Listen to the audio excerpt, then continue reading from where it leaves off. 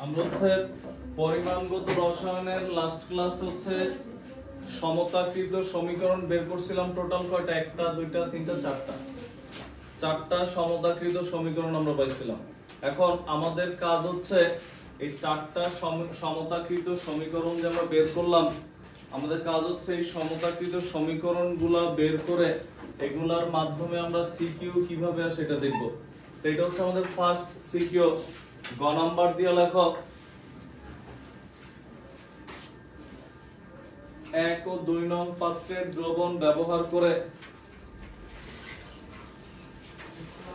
1 ও 2 নং পাত্রের দ্রবণ ব্যবহার করে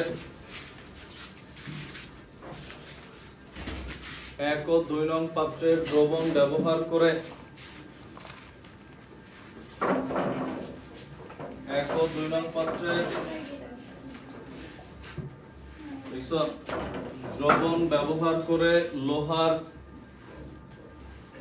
খন্ডের ভর নির্ণয় করো। 1 ও 2 নং পাত্রের দ্রবণ ব্যবহার করে লোহার খন্ডের ভর নির্ণয় করো।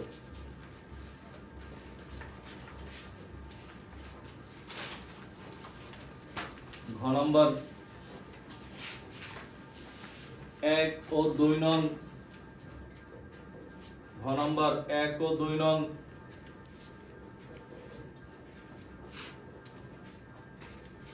পাত্রের দ্রবণ মিশ্রিত করা হলে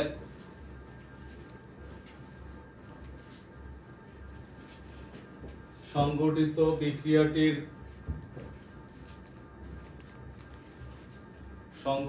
বিক্রিয়াটির মিশ্রিত করা হলে সংঘটিত বিক্রিয়াটির সমতাকৃত সমীকরণ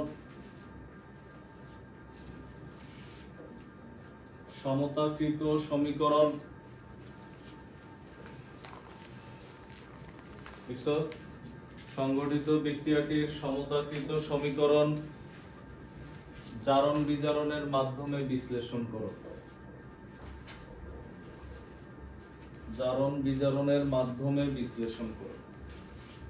এবার ভালো করে খেয়াল করি, আমরা এই অঙ্কগুলো অনেক ভাবে করা যায়, আমরা স্ট্যান্ডার্ড ওয়েতে করি। দেখো, 1 নং পাত্রের মধ্যে কি আছে? তোমার লোহার দণ্ড নিছো, আর কি নিছো? সালফিউরিক অ্যাসিড, ঠিক না? তো এখন এরপর তুমি সবগুলো মিক্স করে আমাদের হিসাব করতে হবে এটার মধ্যে কি পরিমাণ লোহা আছে, লোহার পরিমাণ বের করতে বলছে। তো এখানে প্রথমে আমাদের যে বিক্রিয়া হয় এই হচ্ছে, দেখো, এই হচ্ছে Fe প্লাস H2SO4। এরা তো এমনি বসে থাকে না, এরা কি করে বিক্রিয়া করে? Fe এর সাথে কি বিক্রিয়া করে? Sulphuric acid. তো বিক্রিয়া করলে কি উৎপন্ন হয়? ফেরাস সালফেট প্লাস কি হাইড্রোজেন, এটা উৎপন্ন হয়েছে, ফেরাস সালফেট আর হাইড্রোজেন। এখন একটু পরে লেখো, খেয়াল করো, এরপরে যখন এটা মিক্স করছো, এরপর যখন আমরা KMnO4 মিক্স করছে, KMnO4 মিক্স করলে কি জানি পড়ে গেছে, দেখো KMnO4 প্লাস, হ্যাঁ দেখো, এটাকে যখন আমরা এটার মধ্যে মিক্স করি, খেয়াল করো, এটার মধ্যে কি আছে? এরা নিজেরা বিক্রিয়া করে কি আছে? হাইড্রোজেন তো গ্যাস, ওটা চলে গেছে, আছে ফেরাস সালফেট, যে ফেরাস সালফেট, আর কি আছে? H2SO4। এখন তোমার কোশ্চেন থাকতে পারে, স্যার H2SO4 তো বিক্রিয়াই করলো, আবার থাকে কিভাবে? ঠিক না? এটা কিভাবে থাকে? একটা পাত্রের মধ্যে সালফিউরিক অ্যাসিড এর মধ্যে দণ্ড ভিজানো আছে, ও বিক্রিয়া করার পরেও থাকে। এরকম তোমার 1 কাপ চা দিল বিশাল বড়টা মগের মধ্যে, তোমরা 1 পিস বিস্কিট দিচ্ছে, বিস্কিট ভিজায় উঠে খায় ফেলছো চা দিয়ে, চা কি শেষ? আরো আছে না? এইখানে ওইভাবে সালফিউরিক অ্যাসিড থেকে যায়, বুঝা গেছে? মানে হিউজ পরিমাণ সালফিউরিক অ্যাসিডের মধ্যে একটা দণ্ড ভিজানো আছে, ও যতটুকু বিক্রিয়া করা করছে এরপরের বাকি সালফিউরিক অ্যাসিড তোমাদের থেকে গেছে। তো তখন এই বিক্রিয়ায় তখন কি উৎপন্ন হবে? দেখো, এই যে সমতাকৃত সমীকরণ, এটা তোমার সম্পূর্ণরূপে মুখস্থ থাকা লাগবে। এটা সমতাও করছি না আমরা, যে এখন আমরা ম্যাথ করব, তুমি প্রমাণ করবে কেমনে?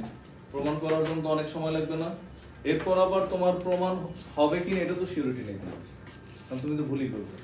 দেখো, তো এখন এইখানে K2SO4 আর কি ছিল আমরা বলছিলাম যারা ধাতু তাদের কি হয় সালফেট প্লাস কেউ একজন বলতে পারবো না স্যার বিক্রিয়াগুলো এই সমতুল্য বাসাতে আমি একবার লিখছিলাম আসো কেউ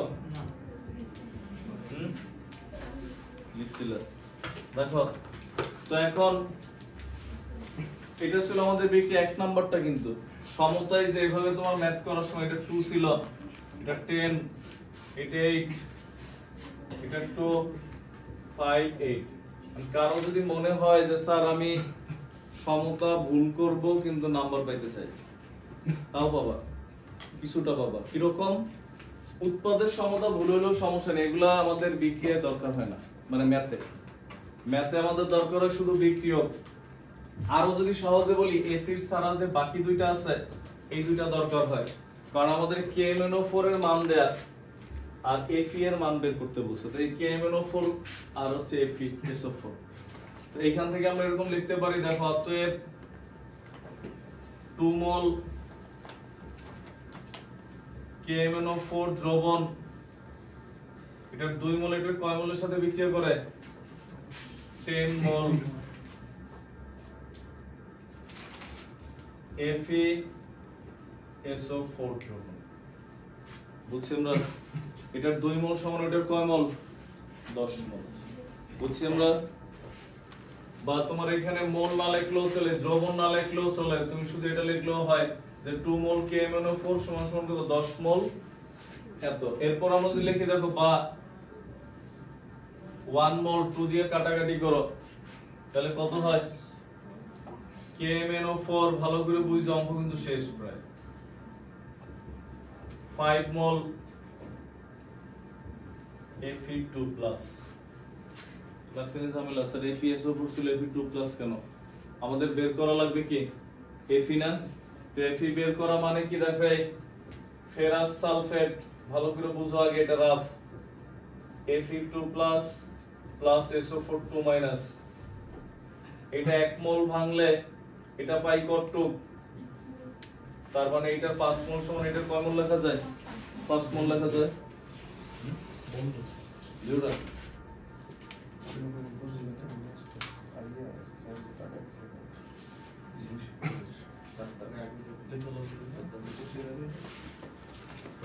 পরেরটা দেখুনি আছে কি পরেরটা বলো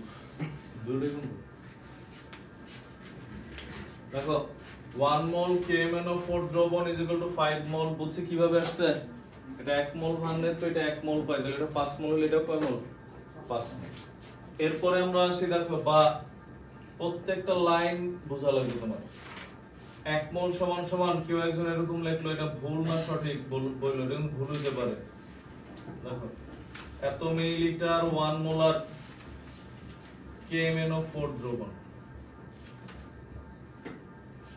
এইখানে আমরা লিখলাম হচ্ছে 5 মোল মোলকে যদি আমরা ভরে আনি আমাদের কি লোহার পরিমাণ চাইছে ভর Fe এর পারমাণবিক ভর কত যদিও কোশ্চেনে দিয়ে দিবে যদি নাও দিয়ে দেয় তুমি জেনে রাখো একদম একুরেট মান হচ্ছে 55.85 বাট অনেক সময় দিয়ে দিবে 56 বুঝছি আমরা এখন তুমি চাইলে আমরা যদি ধরি আমরা 55.85 ধরলেও হবে 56 ধরলেও হবে আর ওরা কোশ্চেনে দিয়েই দেয় আমরা আপাতত লিখি Fe এর পারমাণবিক ভর কত লিখলাম 55.85 দিয়ে লিখলাম এখন বলতে পারো স্যার এখানে তো Fe2+ এর ভর কত হবে তাহলে বলো তো এটাই হবে কেন পারমাণবিক ভর মানে কি নিউক্লিয়াসের ভর প্রোটন আর নিউট্রনের ভরের যোগফল ইলেকট্রন দুইটা বেশি আছে না কম আছে এটার উপর পারমাণবিক ভর নির্ভর করে যেমন সোডিয়ামের পারমাণবিক ভর 23 সোডিয়াম প্লাসেরও 23 কারণ প্রোটন নিউট্রন তো কমে নাই কমছে কি ইলেকট্রন তো ইলেকট্রন দিয়ে তো আমরা ভর বের করতেছি না বুঝা গেছে তো তখন এটার সাথে আমরা গুণ করলাম 55.85 এত গ্রাম Fe আলটিমেটলি দেখো আলটিমেটলি হচ্ছে এই যে Fe2+ টারে আমরা কি লিখছি Fe লিখছি কেন কারণ এইটার ভর আর এইটার ভর কি গরম লাগে স্বাভাবিক এসি উঠা রাখছি মনে করো 26 এ এসি চালানো তো বন্ধ করে বলো।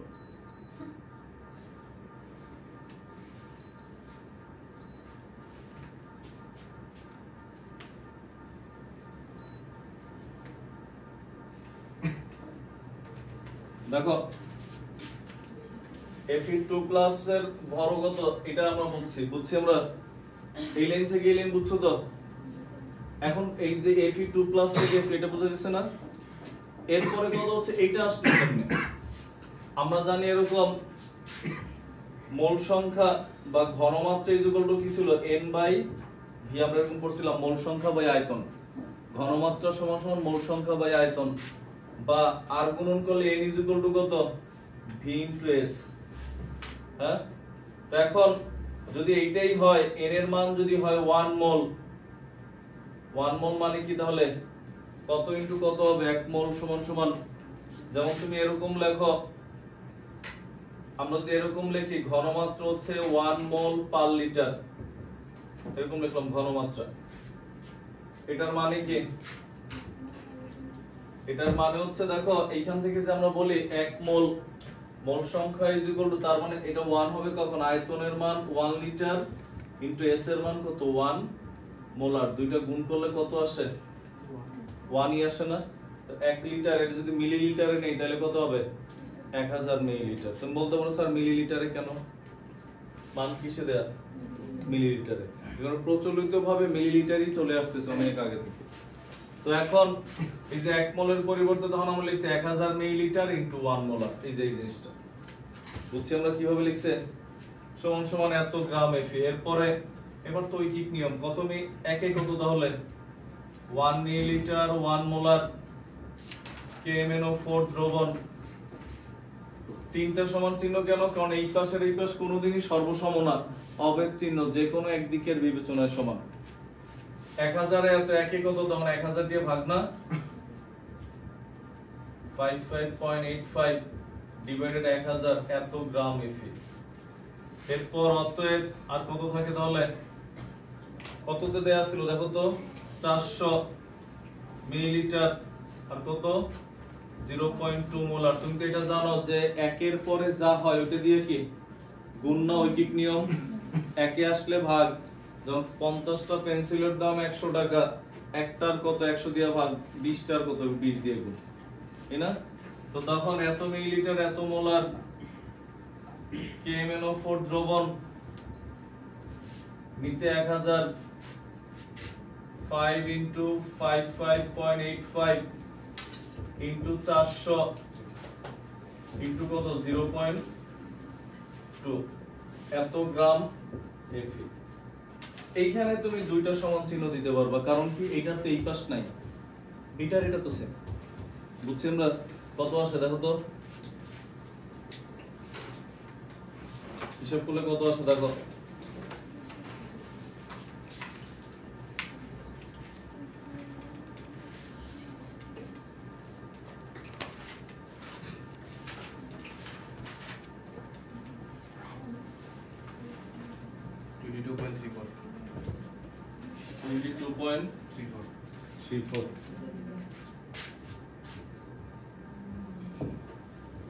এত গ্রাম।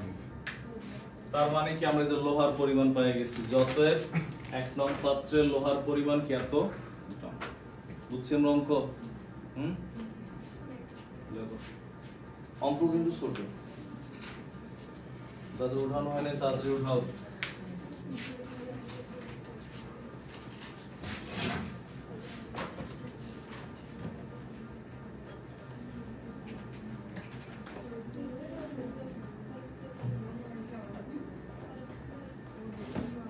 অবজেক্টিভ সমস্যা আছে, অবজেক্টিভের জন্য কিন্তু বইটা নিতে পারো, আমি আবারও বললাম কেমিস্ট্রি ফার্স্ট এবারের 250 টাকা মাত্র।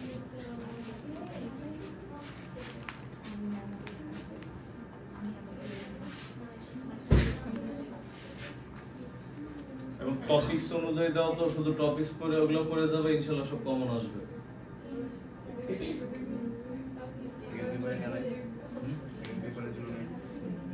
অবজেক্টিভ বই বানানো অনেক ঝামেলা, এগুলো টাইপ করে কেউ টাইপ করতে চায় না, অন বাইনা যাবে। পিকনিকে যাবা ফর্ম নিয়ে যাবে অন্য ব্যাচের মেয়েরা অনেকই হয়েছে যাদের যাওয়ার সম্ভাবনা আছে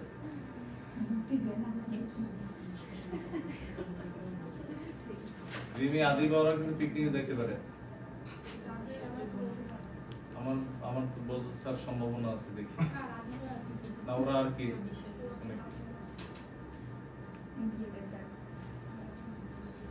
স্যার আমি নেক্সট দিন এসে বই কিনে নিয়ে আসবো বইটা দেখি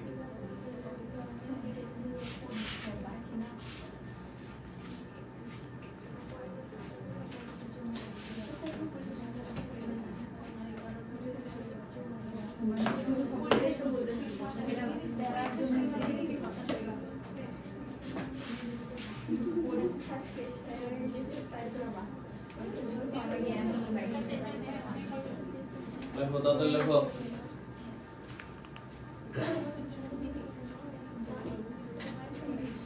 হয়েছে না নিচে লিখবা যে অতএব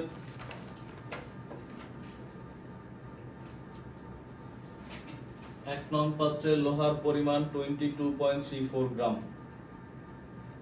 এক নং পাত্রের লোহার পরিমাণ 22.34 গ্রাম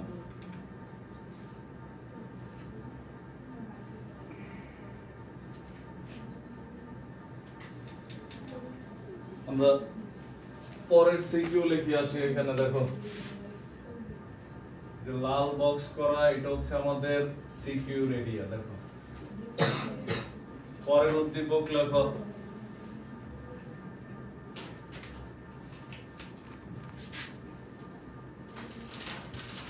এখানে এটা দিয়ে দিল মনে করো হচ্ছে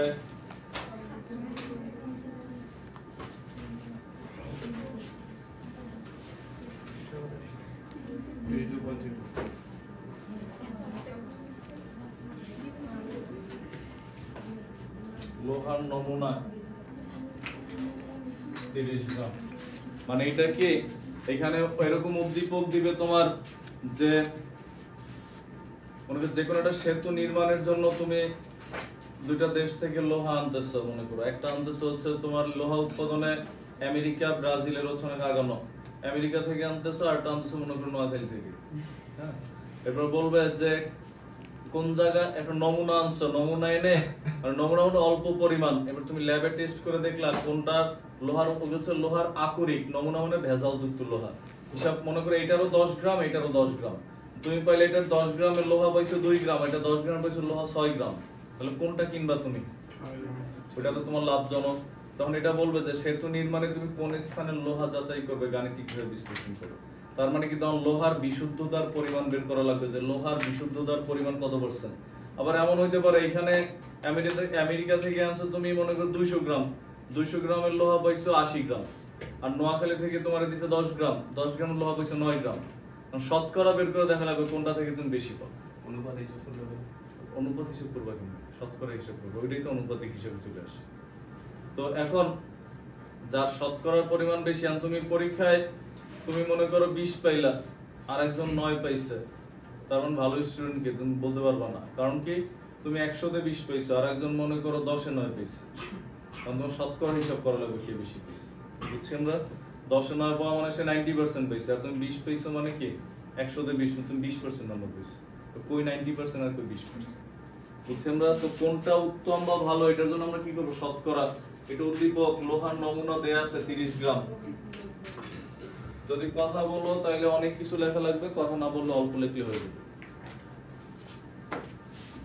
উঠাইছি আমরা এটা বলতে পারো স্যার আগেরটার ঘ তো করার নাই আগেরটার ঘ কোনটা বুঝছো তো ওই যে সমতাকৃত সমীকরণের 1 নং দ্রষ্টব্য শেষ অ্যানসার আগেরটার ঘয়ের অ্যানসার হচ্ছে সমতা দরকার ঘ নাম্বার দিয়ে লিখে রাখো তা নাহলে 2 দিন পর লাস্ট ক্লাসে সমতা করেছিলাম ছিল না তো ঘ নাম্বার দিয়ে লিখে রাখো সমতাকৃত সমীকরণের 1 নং দ্রষ্টব্য তাহলে কয়েকদিন পর মনে হবে ঘ কই আমার খাতার পৃষ্ঠা কে নিল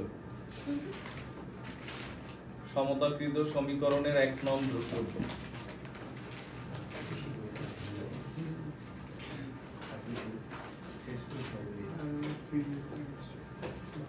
দেখি আমরা এখন এটা নিচে কোশ্চেন লেখো গ1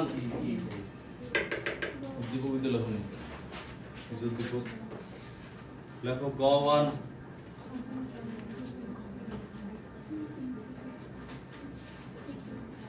এক নং পাত্রের নমুনায় লোহার বিশুদ্ধতার পরিমাণ নির্ণয় করো। এক নং পাত্রের নমুনায় লোহার বিশুদ্ধতার পরিমাণ নির্ণয় করো। এক নং পাত্রের নমুনায় লোহার বিশুদ্ধতার পরিমাণ নির্ণয় করো।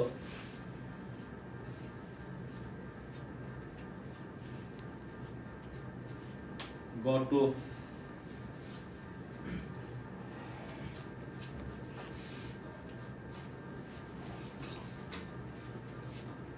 এক নং পাত্রের নমুনায় ভেজালের শতকরা পরিমাণ নির্ণয় করো। এক নং পাত্রের নমুনায় ভেজালের শতকরা পরিমাণ নির্ণয় করো।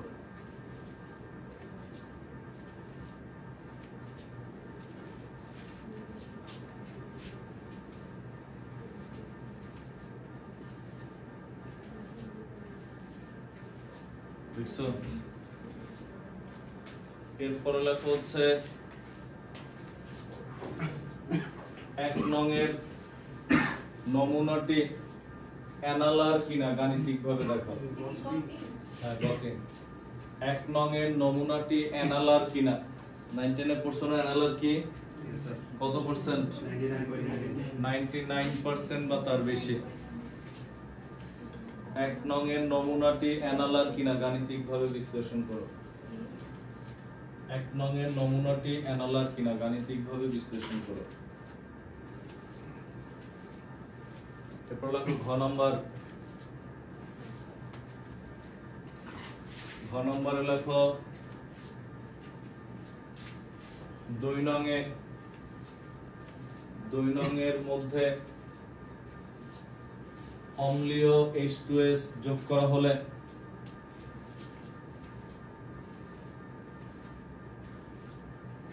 অম্লীয় H2S যোগ করা হলে সংঘটিত বিক্রিয়াটির অম্লীয় H2S যোগ করা হলে সংঘটিত বিক্রিয়াটির অম্লীয় H2S যোগ করা হলে সংঘটিত বিক্রিয়াটির সমতাকৃত সমীকরণ বিশ্লেষণ করো। বিক্রিয়াটির সমতাকৃত সমীকরণ বিশ্লেষণ করো। আমরা কিন্তু ইম্পর্টেন্ট টপিকস অতিক্রম করতেছি, যেখান থেকে অলওয়েজ কোশ্চেন আসে। সমতাকৃত সমীকরণ বিশ্লেষণ করো। এখন এটা লেখার পর আমাদের এখানে কি আসে আমরা যদি দেখি, দেখো অঙ্ক এটাই অনেকটাই এরকম, কারণ মান আমরা একই রাখছি না। তো এইখানে যে বিক্রিয়া করবে লোহার নমুনায় যারা ভেজাল আছে তারা তো আর বিক্রিয়া করবে না, করবে কে? এটার মধ্যে যে FeS এর লোহা শুধু সেই বিক্রিয়া করবে, ভেজালগুলো পাত্রের মধ্যে পড়ে থাকবে অপদ্রব্য হিসেবে। তো তখন সব কিছু সেম, তোমার আবার লেখা লাগবে না। হ্যাঁ, তোমার একটু সুবিধা করে দেই, মানে ইভেন গ1 গ2 গ3 সব আমরা একসাথে করতেছি। তখন কি করবো দেখো, তোমার একটু সুবিধা করে দিয়ে হচ্ছে এরকম যে পূর্বের সিকিউ এর গ প্লাস এই যে নিচের অংশ, মানে এক্সট্রা এর একটু করা লাগবে, মানে এর আগের সিকিউর গ পুরোটাই করা লাগবে এই পর্যন্ত, যেহেতু মান একই। তাহলে দেখো এখানে তুমি লোহার পরিমাণ পাইছো কত গ্রাম? 22.34 গ্রাম। বলতে পারো স্যার পরীক্ষাল এরকম লিখতে পারবো? পরীক্ষাল তো ওইটা দিলে আর এটা দিবে না, পরীক্ষাল তো একটাই দিবে, বুঝছেন না? তার পূর্বের সিকিউ বই করো। দেখো এত গ্রাম লিখলাম, তাহলে আমরা যদি লিখি অতএব বুঝছো লোহার বিশুদ্ধতা কত পার্সেন্ট? দেখো টোটাল ছিল কত? 30 না? লোহার নমুনা 30, লোহা আছে কতটুক? ইনটু 100%। লোহা হচ্ছে এত পার্সেন্ট বিশুদ্ধ, বুঝছি আমরা? শুধু একটু এক্সট্রা। আর যদি বলে ভেজালের পরিমাণ, ভেজালের পরিমাণ কত আসবে তখন? দেখো ভেজাল আসবে হচ্ছে নিচে হচ্ছে 30 মাইনাস 22.34 ইনটু 100%। বুঝছি আমরা কি করছি? এতটুক যদি লোহা হয় 30 থেকে বিয়োগ করলে বাকিটুক কি ভেজাল না? আর শতকরা বের করি কিভাবে? মোট পরিমাণ নিচের, যার যার পরিমাণ উপরে ইনটু 100%। তখন কি আসবে? ভেজালের পরিমাণ এত পার্সেন্ট। লেখো শনিবার পরীক্ষা দিছিল কে কে? গত শনিবার 1 2 3 মাত্র 3 জন। আর কেউ নাই? দিতে আছে আচ্ছা সমস্ত চারটা প্রাইস পেয়ে যাবো এই 4 জনের মধ্যে যে পুরস্কার পাবা না তো এত ভাগ্য খারাপ, কারণ পুরস্কার 3টা দিতে পারবা না।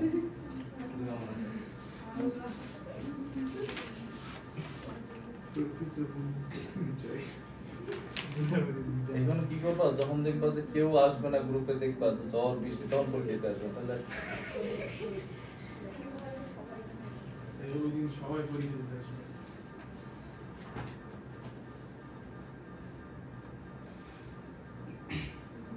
কোনটা কত পার্সেন্ট ক্যালকুলেটর নাই? ঠিক আছে, ক্যালকুলেটর না নাই আনলি হিসাব করা লাগবে। আমি যদি বলতে হ্যাঁ, তাহলে তো বলতাম হিসাব করবো।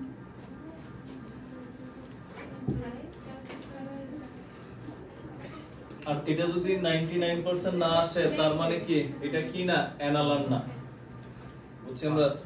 যদি প্রথমটা হবে 74.466 74.46 কত পার্সেন্ট? পরেরটা কত? 25.533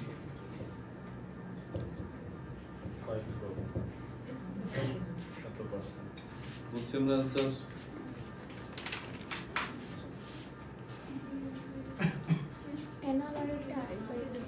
অ্যানালার বলতে হচ্ছে বোঝানো হয় লোহার বিশুদ্ধতা যদি 99% হইতো বা তার বেশি হইতো, তাহলে আমরা বলতাম অ্যানালার। আর যেহেতু 99% এর কম, সুতরাং এটা নিচের লাইন লেখো। ঝামেলা ধরে গেছে ডাইরেক্ট গিয়ে একটা ভিডিও করে দিতে পারবো। লেখো নিচে উঠানো পুরোটা, তারপর নিচে লেখো যেহেতু লোহার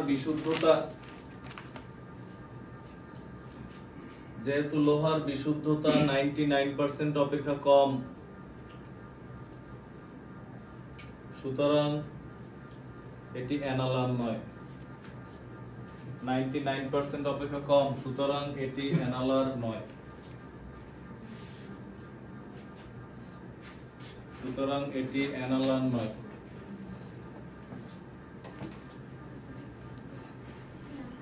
সুতরাং এটি অ্যানালান নয়। দেখছো? সুতরাং এটি অ্যানালান নয়। এরপর দেখি নেক্সট, মুছে দিলাম কিন্তু, হ্যাঁ আমরা পরের সিকিউ লিখে, সরি ঘ নাম্বারের সমতাকৃত সমীকরণ কোনটা বলো তো? মিম বলো। ঘ নাম্বারে কোনটা অ্যানসার করব? মানে কি লিখবো তা না, মানে জাস্ট কি অ্যানসার করব, কি চাইছে বলো তো? কোনটা? আমরা গতদিন তো 4টা করছিলাম, এর কোনটা? আমি না বলো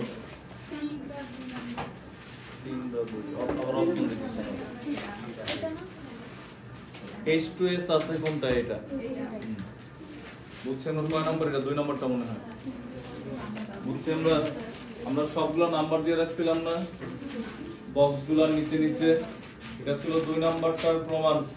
তো ঘ নাম্বার দিয়ে লেখো, জারণ বিজারণের, ঘ নাম্বার দিয়ে লেখো জারণ বিজারণের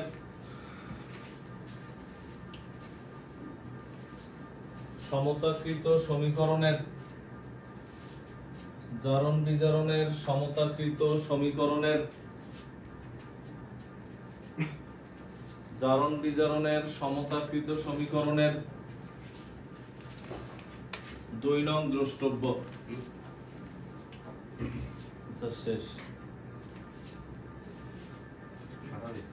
করে না পারলে লিখে আসতে আপনার নামে লিখবা যে জারণ বিজরণ এই থেকে আরো ভালো হয় যে জারণ এরকম লিখবা জারণ বিজরণের যেই রাইটারের বই পড়ায় সাপোজ হাজারি স্যারের বই লিখবা হাজারি স্যারের বই সারা দেখে লিখে আরো এই পার্টস তো আছে তো আছে শিশি আচ্ছা স্যার তো নাম্বার ওরকমই দিবে তোমার নাম্বার অমুকের খাতা আরেকজনের খাতার নাম্বার কি করে দেখি স্যার কি নাম্বার তোমার দিবে দেখো দেখো আর যে পড়াশোনা করো বুঝতে দেখো আমরা লিখি 3 নাম্বার সিকিউ দেখো 3 নাম্বার সিকিউতে এটাতে আছে 150 মিলিলিটার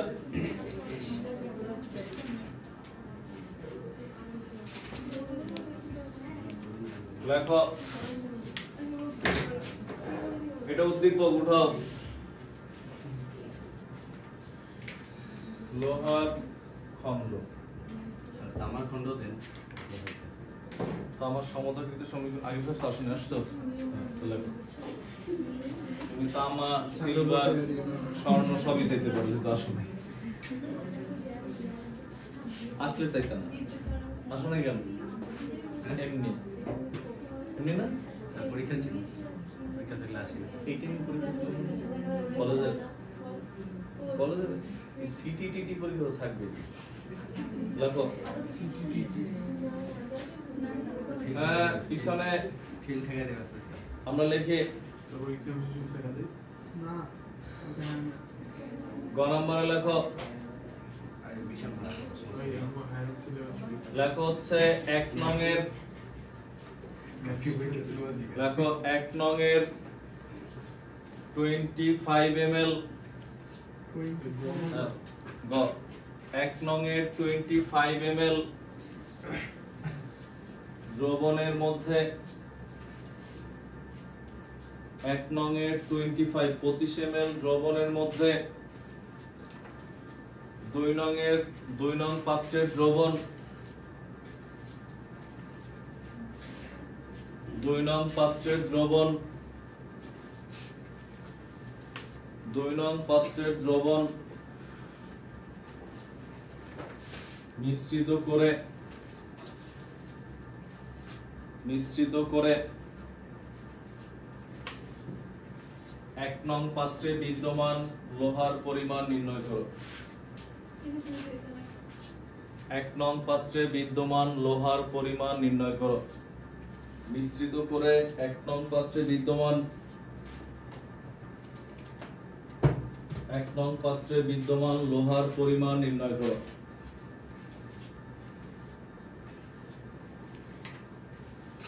1 নং পাত্রে বিদ্যমান লোহার পরিমাণ নির্ণয় করো এখন দেখো এর আগে যে দুইটা অঙ্ক আমরা করছি ভালো করে আগে বুঝো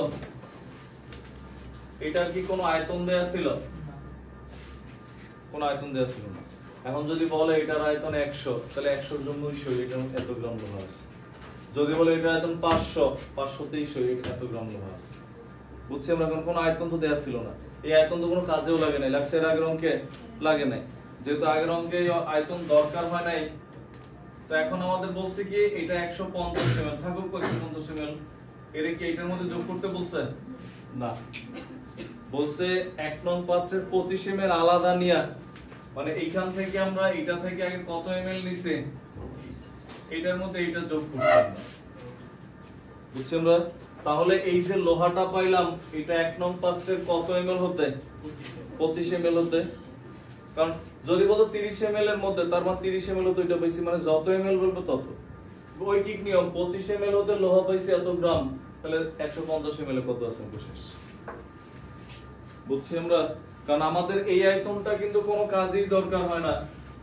এরা যদি বলে এখানে 5000 ml ছিল এই পাত্রে যোগ করছি তার মানে 5000 ml এর টোটাল লোহা আছে বুঝছি আমরা তখন এরা বলছে এটা 150 ml থাকলে কি হবে এটা থেকে 25 ml আলাদা করছে আলাদা করে এটা ঢেলে দিছে এরপর বলছে তাহলে 150 এ কত আছে তাহলে 25 এ কত আছে এত গ্রাম আছে না ঐকিক নিয়ম বুঝছি আমরা আমরা লিখি হচ্ছে অতএব 25 ml দ্রবণে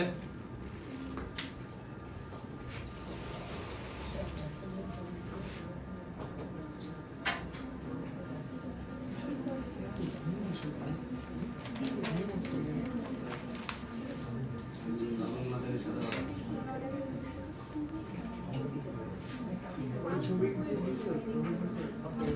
আমরা তো দেখবা ঠিক আছে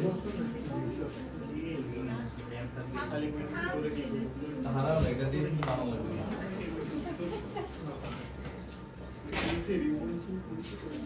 দেখো 25 ml দ্রবণে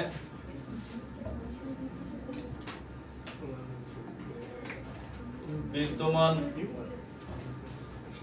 Fe এর পরিমাণ কত গ্রাম 22.34 গ্রাম কত ml ছিল এটা একে লেখা লাগবে না ডাইরেক্ট লিখবো Fe এর পরিমাণ কত হবে বলো তো 22.34 ইনটু 250 নিচে 25 এত গ্রাম কত আসে দেখো কত আসে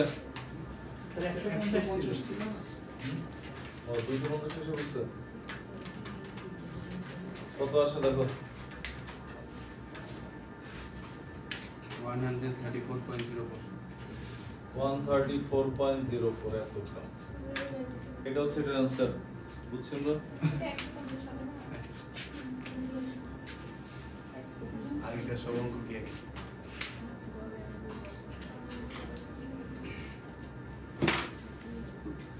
বুঝে একটু লিখলি হবে তুমি কি লিখবা বুঝে পূর্বে প্রথম সিকিউ যেটা ছিল আজকে প্রথম গয়ের পর থেকে গণন প্লাস এই যে বাকি অংশ দুই লাইন এক্সট্রা দুই লাইনের জন্য অঙ্ক ভুল হয়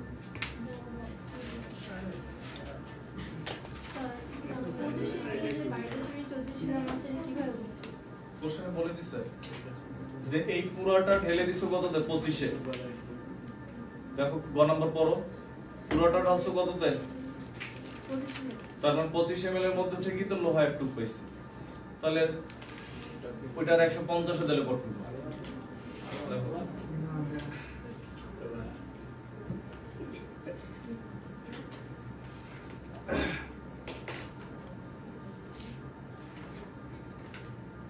আসে নাই গহনা তোমাদের আসে নাই কে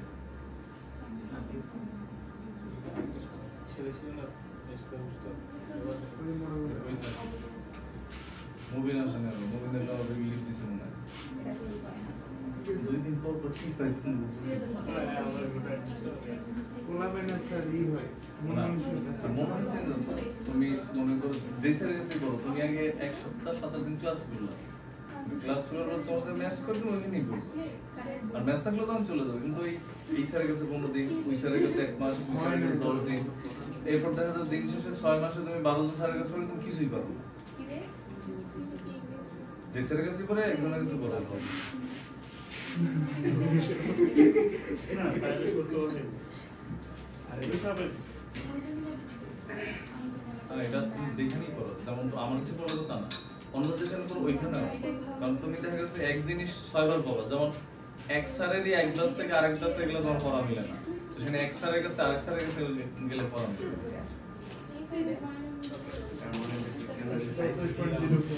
দেখো এটা লেখার পর এরপর একটা সিকিউ লেখো তো আমরা এটা কেটে পাঠাই দিই কেমন সাইজ ছিল বাসায় সব শুরু করে এটা সমস্যা দেখো ভিডিওটা কি করতে হবে সাইবার লিংক ভিডিওটা কি করবে আপনি সেলফ লিংক চ্যানেল থেকে সাবস্ক্রাইব করে দেখো এখানে হচ্ছে আমরা দেখি দেখো তিনটা পাত্র নিছি আমরা এটার মধ্যে দেয়া আছে H2C2O4 0.3 মোলার 300 মিলিলিটার এখানে দেয়া আছে Fe H2SO4 এখানে দেয়া আছে KMnO4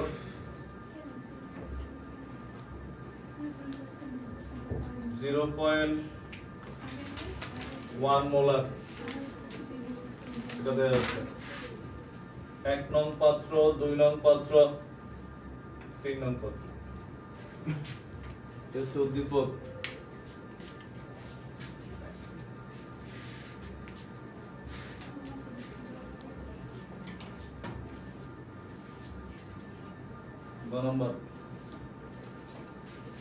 গ নাম্বার দিয়ে লেখা হচ্ছে 2 এবং 3 নং পাত্রের 2 এবং 3 নং পাত্রের যৌবনের মিশ্রণে সংঘটিত বিক্রিয়াটির দ্রবণের মিশ্রণে সংঘটিত বিক্রিয়াটির মিশ্রণে সংঘটিত বিক্রিয়াটির মিশ্রণে সংঘটিত বিক্রিয়াটির সমতাকৃত সমীকরণ নির্ণয় করো।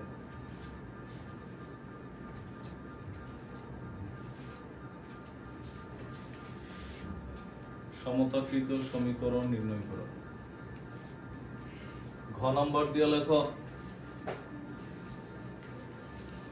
উদ্দীপকের পাত্রের দ্রবণগুলো ব্যবহার করে উদ্দীপকের পাত্রের দ্রবণগুলো ব্যবহার করে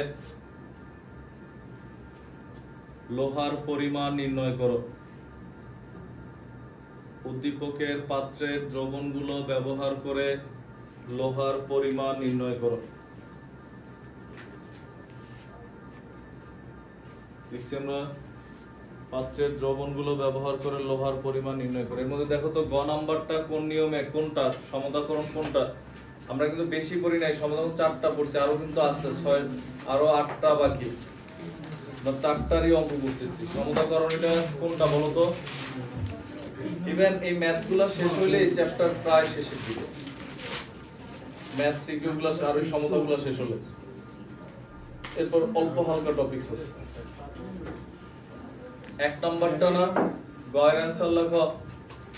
দেখো তো এখানে কোনটা 2 আর 3 এটা KMnO4 আর Fe আর সালফিউরিক অ্যাসিড মানে কি, ওই যে ফেরাস সালফেট। একটু আগে যেটা লিখছি, আগে ফেরাস সালফেট উৎপন্ন করা লাগবে, দেন কি ওই ফেরাস সালফেট সালফিউরিক অ্যাসিড আর KMnO4।